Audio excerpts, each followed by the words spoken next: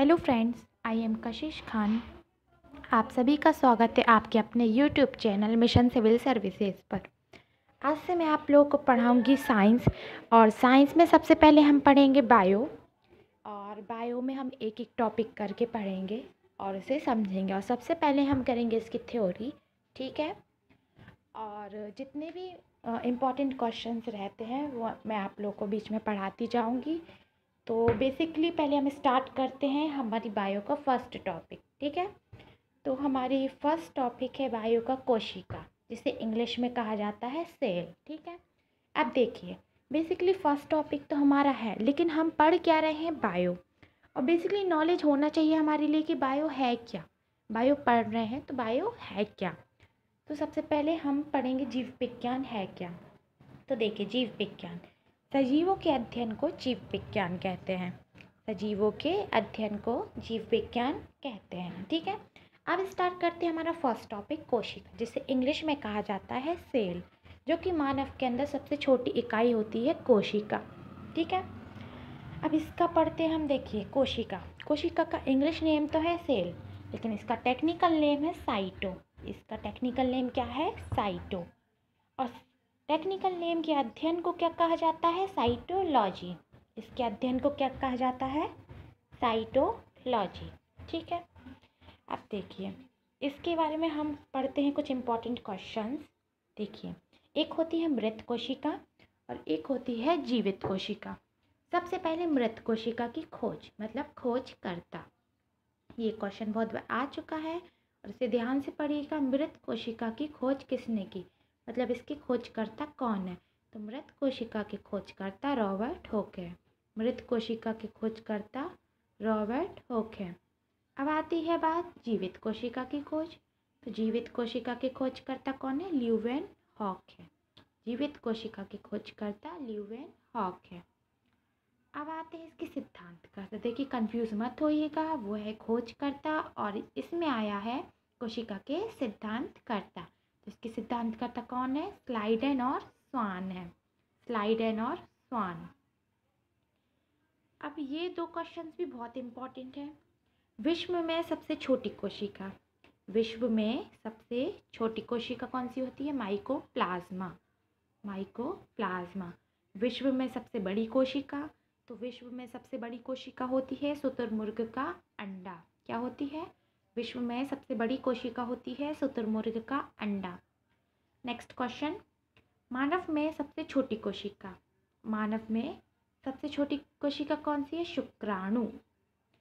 और मानव में सबसे बड़ी कोशिका क्या है? मानव में सबसे बड़ी कोशिका अंडाणु। देखिए, यही हो जाते हैं हम कंफ्यूज। क्वेश्चन पेपर में पूछा जाता है कि मानव में सबसे छोटी कोशिका, और हम लगाए आते हैं विश्व में सबसे छोटी कोशिका, मतलब सही आंसर लगाए आते हैं माइकोप्लाज्मा। तो प्लीज़ इन चारों क्वेश्चन में बिल्कुल कंफ्यूज मत होइएगा। विश्व में सबसे बड़ी और छोटी कोशिका याद रखिएगा और मानव में सबसे छोटी और बड़ी कोशिका याद रखिएगा।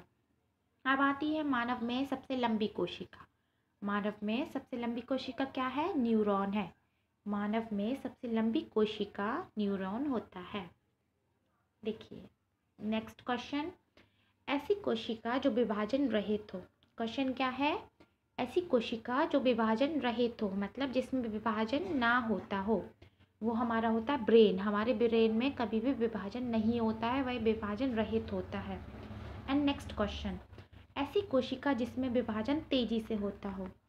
ऐसी कोशिका जिसमें विभाजन तेजी से होता है, तो सबसे तेजी से विभाजन होता है हमारे यकृत में, मतलब लीवर में। देखिए, अब हमने बेसिकली पढ़ तो लिया है कोशिका। कोशिका है क्या, उसमें सबसे बड़ी कोशिका, छोटी कोशिका, मानव में, विश्व में, सब क्वेश्चन हमने पढ़ लिए हैं। अब हम पढ़ेंगे कोशिकाओं के अंग। देखिए, अब कोशिका है, उसके अंदर भी अंग होंगे, है ना। तो कोशिकाओं के अंग, कोशिकाओं के अंग में फर्स्ट हम पढ़ेंगे कोशिका झिल्ली, ठीक है। इसमें फर्स्ट अंग हम पढ़ेंगे कोशिका झिल्ली, जिसे कहा जाता है इंग्लिश में सेल मेम्ब्रेन। जिसे कहा जाता है इंग्लिश में सेल मेम्ब्रेन, और इसमें प्लाज्मा झिल्ली भी कहा जाता है, ठीक है। कोशिका झिल्ली, अब इसकी विशेषताएं हम पढ़ेंगे। फर्स्ट, यही पादप और जंतु दोनों में पाई जाती है। कोशिका झिल्ली पादप और जंतु दोनों में पाई जाती है। एंड सेकेंड, यह प्रोटीन की बनी होती है।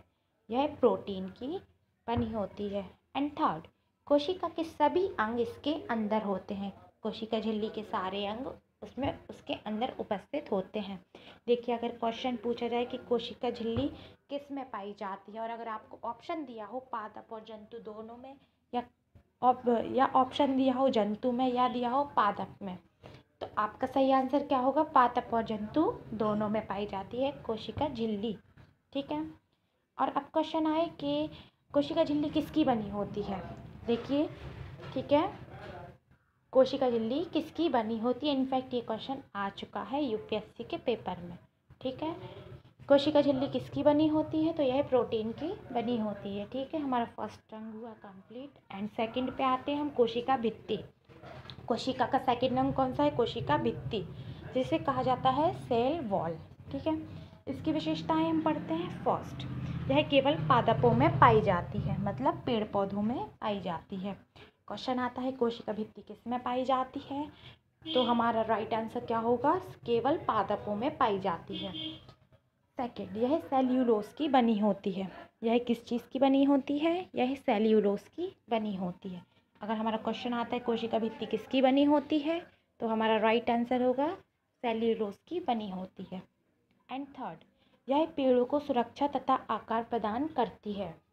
यह पेड़ों को सुरक्षा तथा आकार प्रदान करती है। एंड फोर्थ, जीवाणुओं में यह पेंटिडोग्लाइकेन से बनी होती है।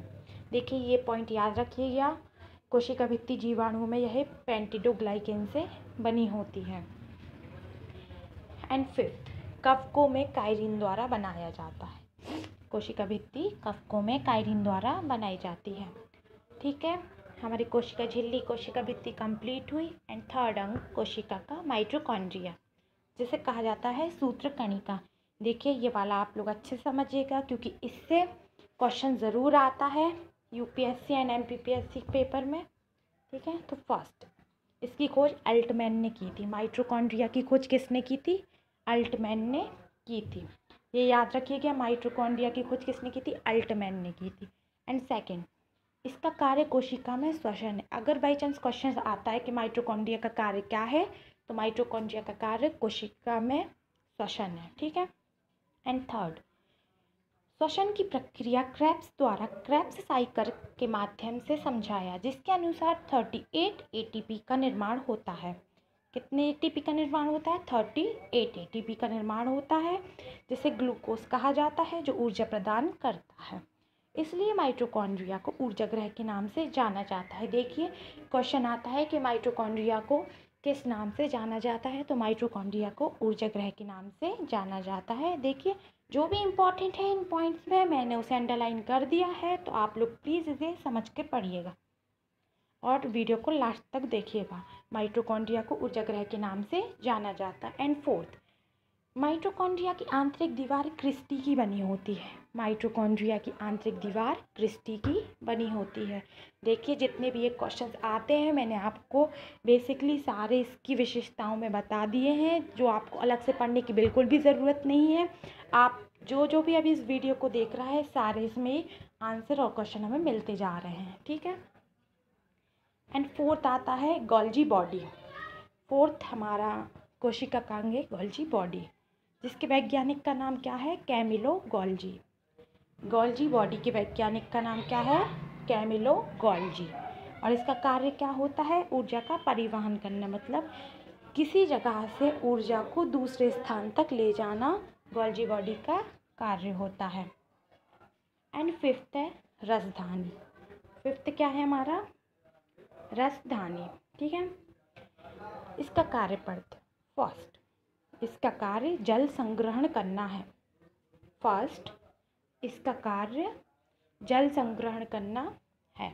एंड सेकेंड, शरीर का 35% जल रसधानी में रहता है। देखिए, हमारे शरीर में 35% जल रसधानी में रहता है।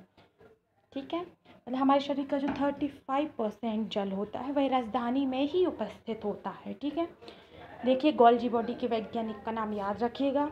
वैसे तो बेसिकली हमें याद हो ही जाएगा, क्योंकि गोल्जी बॉडी है, तो आप लोगों को याद करने की एक ट्रिक बनाइए। जैसे कि इसमें आता है गोल्जी बॉडी, इसके वैज्ञानिक कौन है? Camillo Golgi. देखिए, ये वर्ड होता है गोल्जी बॉडी, गोल्जी से स्टार्ट होता है और वैज्ञानिक नाम गोल्जी पे ख़त्म होता है, मतलब कैमिलो गोल्जी।